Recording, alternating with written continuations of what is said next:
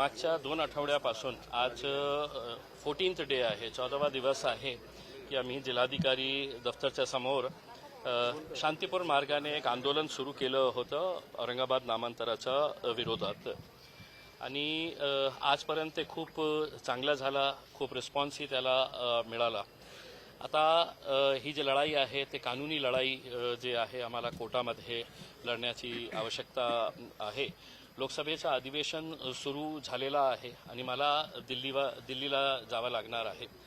पण मला हे कळालं की उद्या जे एक धरणा आंदोलनाचा कार्यक्रम जे आयोजन करण्यात आलेला आहे मुस्लिम नुमाइंदा काउन्सिलच्या वतीने, आणि परवा काही हिंदू संघटनांनी एक आंदोलनाचा इशारा दिलेला आहे. हे जे विषय आहे हे औरंगाबाद पुरतं आहे, माझ्या शहराच्या बाबतीत आहे. मी जे विरोध करत आहे माझ्याही शहरामध्ये करत आहे. मी कुणालाही बाहेरून बोलवलेलं नाही आहे. पण मला हे कळालं की परवा जे हिंदू संघटनांचा जे कार्यक्रम होणार आहे, आंदोलन होणार आहे, त्याच्यामध्ये काही बाहेरच्या लोकांना ज्यांच्या विरुद्ध अनेक हे भडकाऊ भाषांचे केसेस त्यांच्यावर रजिस्टर आहे, ते लोक इथे येणार आहे. तर आम्ही हे निर्णय घेतलं होतं की जे आमचा मुद्दा आहे ते औरंगाबाद पुरता आहे. ते औरंगाबाद लोकांनी त्याचा विरोध करा, त्याचं समर्थन करा, ते चालेल. पण बाहेरच्या लोकांना बोलावून इथे शांती भंग करण्याचा जे प्रयत्न सुरू आहे ते हाणून पाडण्यासाठी मी पोलीस कमिशनरांकडे आलो होतो. आणि आम्ही हे निर्णय घेतलेला आहे की आता ही जी लढाई आहे ही लढाई आम्ही पुढे ठेवणार आहेत. कोणत्या मार्गाने ठेवणार आहे तर आज 14 दिवस झालेले आहे. आपल्याला माहीत असेल की येणाऱ्या आठवड्यामध्ये आपलं रमजान महिना, पवित्र रमजान महिना सुरू होणार आहे. आणि ह्या शहराची एक परंपरा आहे, आपण कोणत्याही उत्सव खूप चांगल्या रीतीने आपण साजरा करतो. आणि आता अशा परिस्थितीमध्ये ज्या प्रकारे शहराचं वातावरण काही संघटनांनी जे तयार केलेलं आहे, बघा, मी सुरुवात केली, मी शांतीपूर मार्गाने कुठेही काही गालबोट न लावता बसलेलो होतो. काल आपण मनसेचं आंदोलन बघितलं असेल की ज्या प्रकारे जे शिव्या देत होते, माझ्या एकाही सभेमध्ये तुम्ही दाखवा मी कुणाला शिव्या दिलेल्या आहे, माझ्या कोणत्या कार्यकर्त्यांनी कोणाला शिव्या दिलेल्या आहे, काही असे भडकाऊ काही उच्चारण केलेले आहे का? तसं काहीही घडलेलं नाही आहे. पण आता हे जे मुद्दाला हिंदू मुस्लिम करण्याचा जे प्रयत्न सुरू केलेला आहे की आपल्याला हिंदूंचा मोर्चा काढायचा आहे, तर हे मला असं वाटतं हे शहरासाठी, जिल्ह्यासाठी चांगली गोष्ट नाही आहे. म्हणून आम्ही हे निर्णय घेतलेला आहे की आम्ही हे जे आमच्या जिल्हाधिकारी समोरचं जे आंदोलन आहे ते पेंडॉल आम्ही समाप्त करणार आहे. आजचा शेवटचा दिवस आम्ही ठेवणार आहे. आणि मी पोलीस कमिशनरांना स्पष्ट सांगितलेलं आहे की आता तुमची जबाबदारी आहे. मी एक प्रामाणिक या शहराचा नागरिक, या जिल्ह्याचा नागरिक म्हणून मी माझी जबाबदारी पाळत आहे. आता तुमची जबाबदारी हे आहे की तुम्ही कशा प्रकारे हे परवा जे आंदोलन होणार आहे किंवा मोर्चा निघणार आहे त्याच्यामध्ये कोणत्याही भडकाऊ भाषण होऊ नये, कोणत्याही जातीविषय भाषण होऊ नये. जे मुद्दा आहे त्या मुद्द्यावर बोला, आम्हीही त्याचं स्वागत करू. काही लोकशाही आहे. तर हे आम्ही चर्चा केली आणि त्यांनी आश्वासन दिलेलं आहे की त्यांनी धन्यवादही दिलेला आहे की आम्ही जे आंदोलन मागच्या 14 दिवसापासून सुरू केलं होतं ते आम्ही शांतीपूर्ण मार्गाने केलेले आहे. आता सर्वांच्या संमतीने आम्ही हे निर्णय घेणार आहे की हे आंदोलन आम्ही स्थगित करत आहे. आणि समजा त्यांनी काही असा आक्षेपार्ह किंवा भडकाऊ प्रकारचा, मग आमच्यावर निर्भर राहील की आम्ही आमचं आंदोलन पुढे कशा प्रकारे आम्ही सुरू करू शकतो. आजवरची लढाई बंद करून जी काही लढाई असेल ती न्यायालयात करू अशा प्रकारची भूमिका का घेत नाहीत आणि तसं तुम्ही पुढाकार घेणार आहात? नाही, बघा काय आहे की मी ज्या प्रकारे आंदोलन केलं तर सर्व संघटनांना त्याचा अधिकार आहे, ते करू शकतं. मी जिल्हाधिकारी समोर बसलेला आहे, तुम्ही विभागीय आयुक्तांसमोर बसा किंवा कोणत्या दुसऱ्या ऑफिसच्या समोर बसा. पण लोकशाही मार्गाने तिथे ज्या प्रकारचे भाषणं देण्यात आलेले आहे, ज्या प्रकारचे नारेबाजी झाली, कुणालाही मतलब हे पटणार नाही की काल मनसेनी त्यांचे कार्यकर्ते इकडचे नाही होते. आपण त्याचं कॅल्क्युलेशन हे बघा तुम्ही, ते बाहेरून आणलेले होते, जालन्याहून आणलेले होते, लातूरहून आणलेले होते. का अशा परिस्थिती आली की तुम्हाला बाहेरून लोकांना घेऊन या माझ्या शहराची माझ्या जिल्ह्याची जी परिस्थिती आहे ते बिघडण्याचे प्रयत्न सुरू आहे. आता हे जे हिंदू संघटन करत आहे ते जे लोकांना बोलवत आहे ते तेलंगणाच्या एका आमदाराच्या बाबतीत बोलत आहे किंवा एक चॅनलचा एक हे आहे जे तोंड उघडले की काहीतरी बकवास करायचं असा त्यांचा धंदा आहे, तर त्यांना बोलवण्यात येत आहे. मी त्यांना सांगितलेले आहे की साहेब माझी जी लढाई आहे ती औरंगाबाद पुढची आहे. दुसरी एक गोष्ट जे आता आमच्या समोर आलेली आहे की सिटी चौकचे PI गिरी साहेबांनी ज्या प्रकारे अशोक गिरीने ज्या प्रकारे एका भारतीय जनता पार्टीच्या कार्यकर्ता सोबत बोलत होते, त्यांच्या सोबत बोलत असताना ते कशा प्रकारे आपल्याला 4 मिनिट की तुम्ही किती चांगले ऑफिसर आहे आणि तुम्ही किती चांगलं काम करता, तुम्ही नॉन करप्ट आहे, आणि त्याच्यानंतर त्यांनी जे एका लोकप्रतिनिधी विरुद्ध ज्या भाष्याचा त्यांनी उपयोग केलेला आहे, तर पोलीस कमिशनरांनाही हे माहीत झालेला होता. त्यांनी मला आश्वासन दिलेले आहे. मी पोलिसांचा आदर करतो. अशा प्रकारचे काही घटना घडत असेल तर ते निंदनीय आहे. माझ्या विरुद्ध तर सोडा, कोणत्याही लोकप्रतिनिधीच्या विरुद्ध बोलण्याचा अधिकार कुणालाही नाही. आणि अशा प्रकारची भाषा वापरून आपण एक पोलीस स्टेशनचे इन्चार्ज आहे आणि ते पोलीस स्टेशन मायनॉरिटी एरियामध्ये येतं, म्हणजे तुमची मानसिकता काय आहे याच्यातून हे दिसतं की तुम्ही कशा प्रकारे भाषेचा वापर करत आहे. मी त्यांना सांगितलेलं आहे की एका ऑफिसरने केला याचा अर्थ हे नाही आहे की सगळे पोलीस डिपार्टमेंट वाईट आहे. आता मी तुमच्यावर सोडत आहे की तुम्ही कशा प्रकारचे त्याच्यावर कारवाई करत आहे. कारवाईची मागणी काय आहे की आज एका पोलीस स्टेशनच्या PIला हे कळत नसेल की आज सर्व लोक कॉल जेव्हा करतं तर रेकॉर्डिंग करतं आणि 4 मिनिट तो माणूस फक्त आपली प्रशंसा करत होता की तुम्ही किती चांगले ऑफिसर आहे, तुम्ही नॉन करप्ट आहे, तुम्ही किती सेवा करत आहे आणि आम्ही तुमच्या सोबत उभे राहणार आहे, इतकी ताकद लावा. कशाला तुमची ताकद पाहिजे? पोलीस सक्षम आहे ना.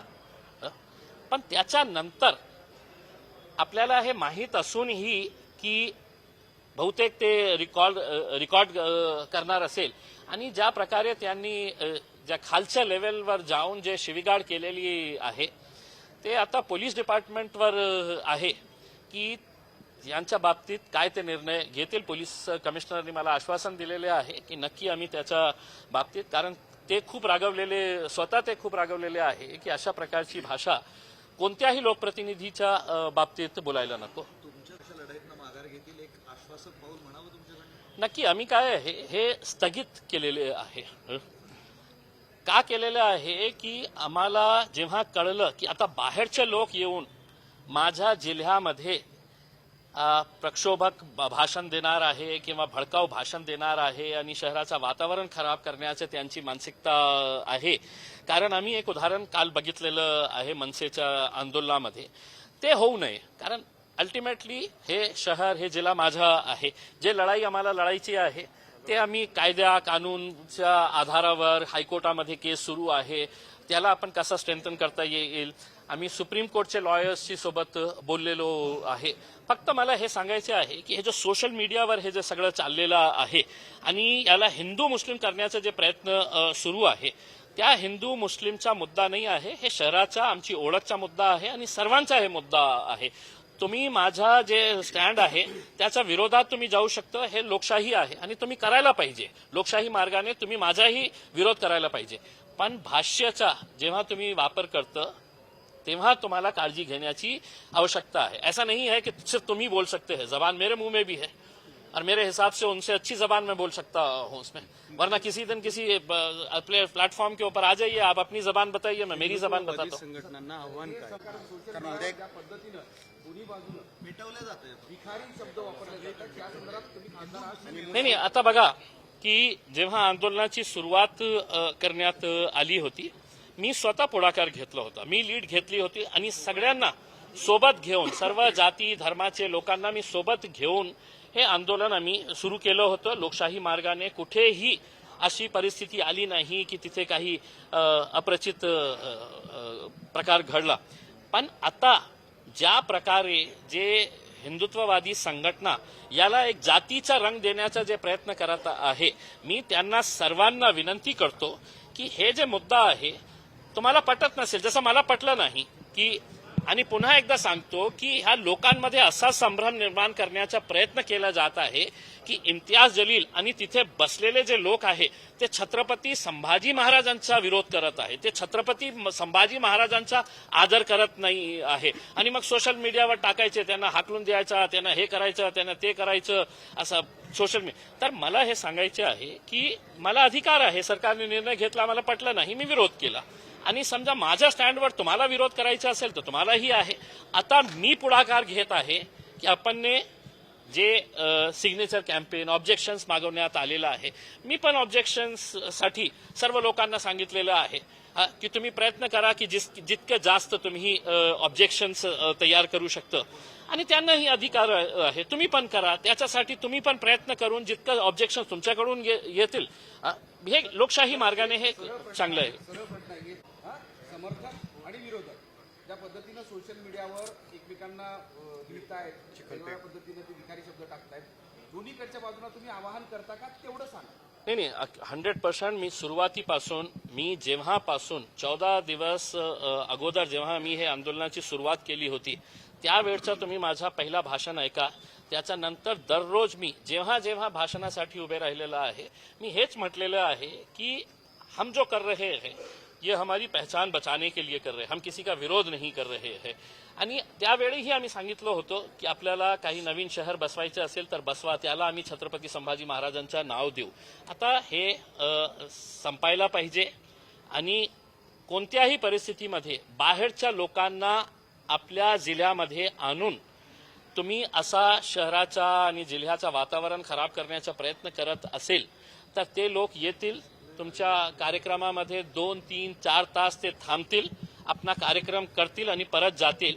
पण त्याचा जे परिणाम आहे ते आपल्या जिल्ह्याला भोगावा लागणार आहे. म्हणून मी सर्वांना विनंती करतो, सर्व राजनेते जे हिंदुत्ववादी संघटना आहे त्यांना सगळ्यांना हे विनंती करतो की आता आपल्याला जे करायचं आहे ते लोकशाही मार्गाने तुम्ही ऑब्जेक्शन्स करा, तुम्ही न्यायिक लढाई लढवायची असेल तर तुम्ही लढा, आम्हीही प्रयत्न करू.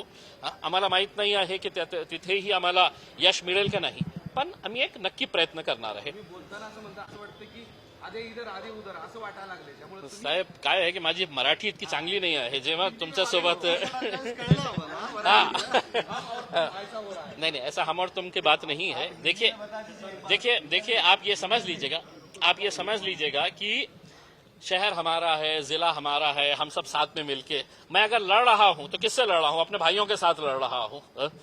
वो अलग अलग राजनीतिक पक्षों के अंदर हो सकते हैं, अलग जाति धर्म मजहब के हो सकते हैं, लेकिन वो भी मेरे अपने हैं, उसमें मैं उनका भी खासदार हूं. और ऐसी परिस्थिति के अंदर अगर हमारे शहर का, जिले का अगर माहौल खराब होता है तो इसका खामियाजा बहुत लंबा भुगतना पड़ेगा. मुझे ये जानकारी मिली थी कि कुछ बाहर के लोगों को बुलाया जा रहा है जिनके ऊपर सौों से केसेस रजिस्टर है सिर्फ वो भड़काऊ भाषण के लिए. अगर वो यहाँ पर आएंगे और मुद्दे से हटकर आप किसी की जात के ऊपर, आप किसी के धर्म के ऊपर, किसी के मजहब के ऊपर अगर आप टारगेट करेंगे तो स्वाभाविक है कि इससे है तो एक असंतोष माहौल शहर के अंदर पैदा होगा, थोड़ा टेंशन का माहौल तैयार होगा. तो अब ये पुलिस के ऊपर और जो जिम्मेदार है उनके ऊपर है कि हमारी जो लड़ाई है वो लड़ाई को हमने किस तरीके से ले जाना चाहिए. हमने ये फैसला किया है कि हम 14 दिन तक लोकशाही तरीके से हम जिलाधिकारी के दफ्तर के सामने बैठे रहे, हमारा आंदोलन करते रहे, लोग वहां पर रोज आते रहे, अपने मन की बात वहां पर करते रहे, अपने दिल की बात है तो वहां पर सुनाते रहे. अब हमने ये सोचा है कि अब लोकसभा का अधिवेशन शुरू हो रहा है, अब जो लड़ाई है हमें कोर्ट में लड़ना है, हमें लोकसभा के अंदर जाकर है तो ये आवाज को उठाने की है, तो वो लेवल के ऊपर हम करेंगे. साथ ही साथ रमजान का महीना आ रहा है और रमजान के मुबारक महीने के अंदर हम नहीं चाहते हैं कि ऐसा कोई माहौल तैयार हो कि जिसकी वजह से त्योहार का मजा खत्म हो जाए. देश विदेशातील प्रत्येक घडामोडींचे लाईव्ह अपडेट मिळवण्यासाठी आता साम टीव्हीच्या सर्व सोशल मीडिया प्लॅटफॉर्मला लाईक, फॉलो आणि सबस्क्राईब करा. तसंच सर्व नोटिफिकेशनसाठी बेल आयकॉन प्रेस करायला विसरू नका.